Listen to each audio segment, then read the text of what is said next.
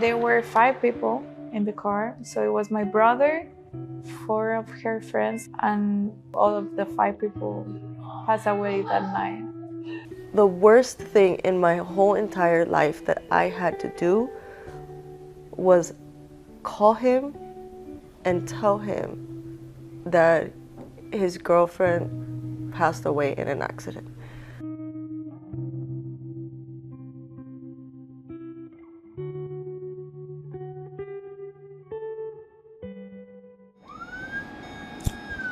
Every night, countless lives are forever altered by young adults' reckless decision to drink and drive.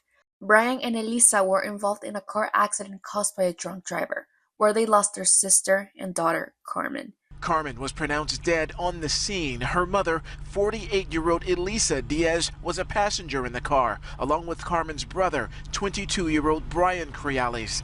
Both survivors are in critical condition. Amani, Brian's wife, provided a lot of support for the grieving family.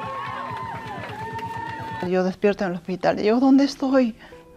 Tranquila, no te muevas, estás en el hospital. Y entonces, ahí viene un policía. Y me dice, ¿Elisa? Le digo, sí. ¿Sabes que has tenido un accidente, no? Le digo, sí. Y me dice, tu hijo Brian está bien. Y se demora un poco. Le digo, mi hija, le digo así. Me dice, tu hija murió. Y yo empecé a gritar. No. Yo sentía que mi vida se puso negro. Yo digo, no, es mi hija.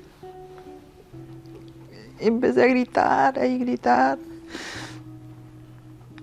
Y así, desde ahí, ya mi vida ya la felicidad que yo tenía se fue oscuro. Oscuro. Yo dije, no, esta vida ya no es para mí. Entonces yo quise, 3 veces yo quise, pero yo quise acabar con mi vida. The officer came up to me and then told me that they didn't want to tell me anything because I was technically not family. And I started looking up online, and started seeing, and then it said Honda Civic, a woman that was driving did not make it. I immediately knew that it was my sister-in-law. And I broke down and I started crying because I was like, I don't know what to do right now. The drunk driver that crashed with Carmen's car was driving in the wrong way, at 80 miles per hour and without headlights. He hit head-on so hard that they had to take my sister-in-law in the car together, because in the test it says that she broke every single bone in her body. After the accident, Brian, Amani's husband, was in a coma and couldn't speak for more than a year. And it was very difficult. It was very difficult to just not know, and then to tell me that my husband is in a coma and that they don't know what's going to happen. They said, well, I mean, he might pass away. Brianna Arias is a young woman who bears the weight of loss from a drunk driving tragedy. On August 20th, I lost my brother because of a car accident. A drunk driver driving the wrong way up the highway, crashing with the car that my brother was in. Mikey Simon is the name of the young man responsible for killing Giancarlo Arias, who had received a scholarship to study art at New York University and had gone out to celebrate his achievement with his friends, who also unfortunately passed away in the accident. I just felt like part of me was also dead at that time. In my mind, it didn't happen. For me, the way I cope this is that I think that he's in New York, because I couldn't see him. Young drunk driving remains a critical issue, with alarming statistics revealing that individuals between the ages of 18 to 24 are extensively involved in alcohol-related accidents. Many of these young drivers often share a common mindset, a belief that they're invincible or can handle their alcohol and blood. Rachel Carson, a health educator, gives us more insights into why college students choose to drink and drive and their consequences. Obviously, students that are under the age of 25, around college age, they have a lower impulse control. The prefrontal cortex is not fully developed yet, so the decision making isn't as clear as it would be for a fully grown adult. And then there's also the desire for social acceptance as well. The mental and physical effects that alcohol plays, obviously, it slows the amount of oxygen that gets to your brain, and so it does, impair your ability to make logical and rational decisions. It slows down your motor functions. There's lots of things that people show when they are under the influence, such as slurred speech, loss of balance, things of that nature. And so when you combine those things with getting behind a motor vehicle, we see obviously some negative effects. And drivers between the ages of 21 to 24 accounts for 29% of all fatal alcohol-impaired crashes.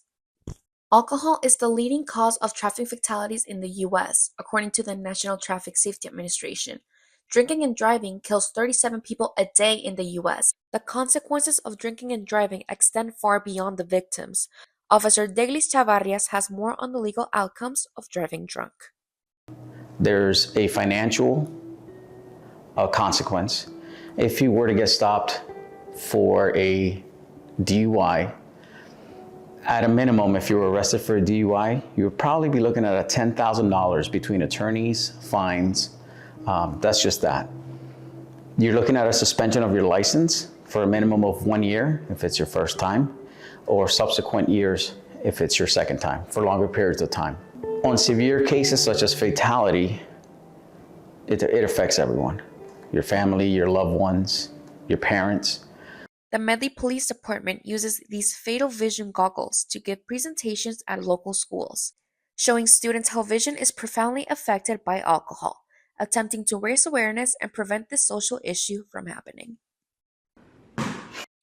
Other entities such as Mothers Against Drunk Drivers also focuses on preventing drunk driving through educational programs, victim support, and advocacy for stricter laws.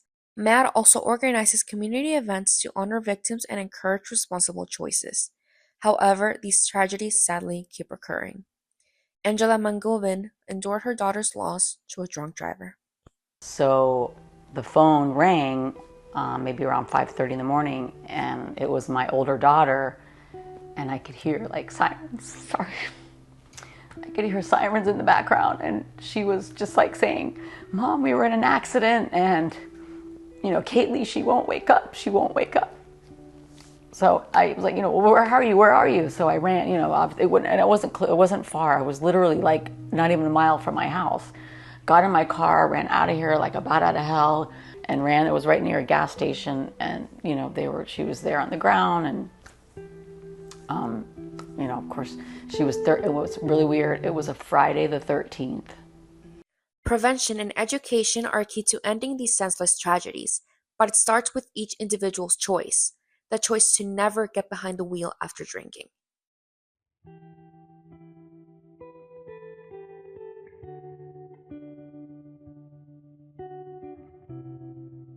You can hurt more a family, and you don't know the pain that family will take. Usted no puede ir como un animal solo a tomar y después voy a agarrar mi carro y voy a manejar sin importarme nadie. I wish that they would just have a better understanding of how the choices they make don't just affect them and endanger them, but it affects other people too.